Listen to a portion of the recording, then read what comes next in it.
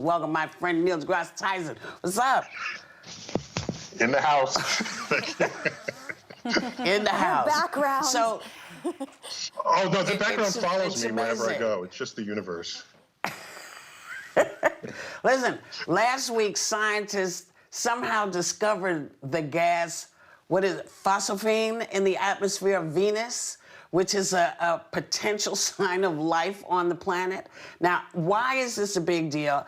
Can people go to Venus now that we've suffered 115-degree weather in California? Should just California people go to Venus, or who should be going? Is this the new frontier? That's my question. Yeah, Venus is 900 degrees Fahrenheit on its surface, so it is wholly inhospitable to life. But if you ascend, the air pressures drop and the temperatures become more balmy, more temperate, and there's a Goldilocks zone in the atmosphere where it can sustain molecules that are familiar to life here on Earth. And so they found phosphine, which we don't know any other natural way that could occur other than through the activities of life. So this opened up, like, who ordered that? Where did that come from? So the more we look, the more we find how diverse the environments life can thrive in. And this whole thing about we just need the 72-degree pond to evolve life. No, life could be everywhere if it's in our backyard. Right. Wow. Megan. Mr. deGrasse Tyson, this is very exciting. Earlier this year, the Pentagon declassified a video of several unidentified flying objects encountered by the U.S. military aircraft. Now the Defense Department is forming a task force to investigate any potential threats from these UFOs. What is the likelihood that these are aliens and not just, say, a Russian drone? Yeah, so I think of that as the Tic Tac video, because that's what it looks like in the... I think, given the size of the defense budget, they ought to spend some amount of money investigating stuff in the sky that we don't know what it is.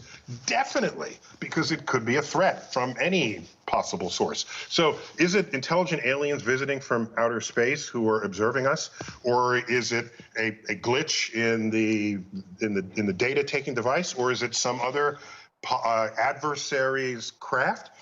Yes, if I had to pick, I'm thinking maybe it's an adversary's craft or a glitch rather than intelligent aliens coming to visit from outer space, because do you realize we now upload 6 billion videos, high resolution video and images every day into the internet? And the people all over the world, we are in more places than the military is. And it seems to me if we've been visited, we have really sharp images of aliens walking off the craft, coming towards you, wanting to shake your hand. But we don't. And I'm waiting for that to be compelling evidence. But between now and then, go ahead. Carry a net with you or something so that you can capture these guys, if they are aliens, and bring them into town hall. And then we've got evidence that we can trust rather than fuzzy monochromatic video. Okay. So, Neil, as someone who has the utmost respect for science, being a scientist yourself, does it worry you when Trump repeatedly denies the existence of the climate crisis? He says, I don't think science knows. That's what he said the other day. And remember, and also, what was your exact and immediate reaction the day that he told us to inject ourselves with bleach, that might really work against the coronavirus? I try to think more holistically about these things. So, for example, I think the day's over where we get any kind of scientific advice from politicians. All right? There was a day when politicians were the only entities that had platform, and then all information would feed to them, and they would share with us what we should do next, giving greater meaning to the word leader. Today, no, I'm not going to get science advice from any elected official. I'm not. We have scientists who have platforms, medical professionals who get on social media. Yes, that is where I can get this advice from. But his denial of the climate crisis is very dangerous, don't you think?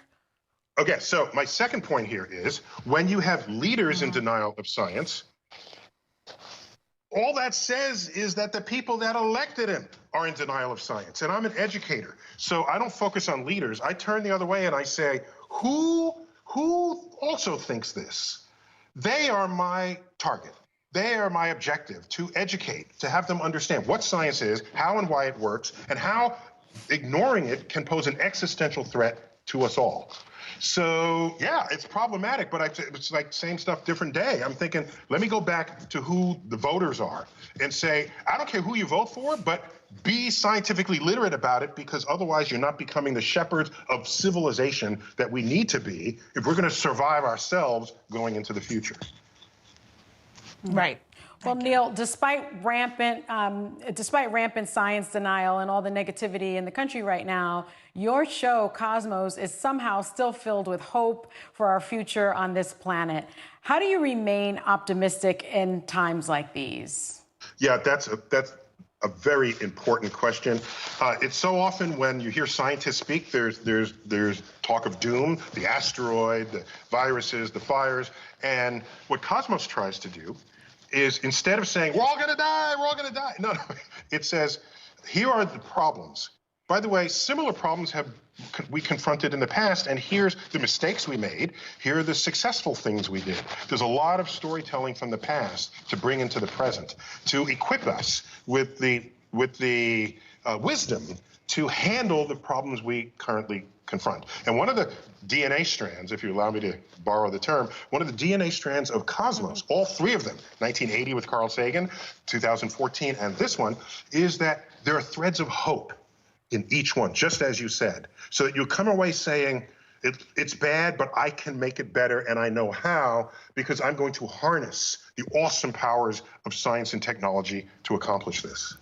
I want to ask you something really quick, Neil. Some of your fans are suggesting you as a potential replacement for Alex Trebek, which I think would be a really great idea. Would you be game for that? No pun intended, game for it. Nobody doesn't. People who love knowledge, we all love Jeopardy, okay? Yeah. And I've even been in some of the Daily Double clues. So I feel in the show. And I think I would be really good at that. It's just not my goal this lifetime. Okay, if I can clone myself, definitely line me up. But as an astrophysicist, no, find somebody else, not me. Listen, and I would come and get you, because we need you to do everything you're doing with Cosmos. We'll come to the house, you can play Jeopardy. Listen, Cosmos Possible Worlds makes its network premiere tomorrow night. Check your local listings.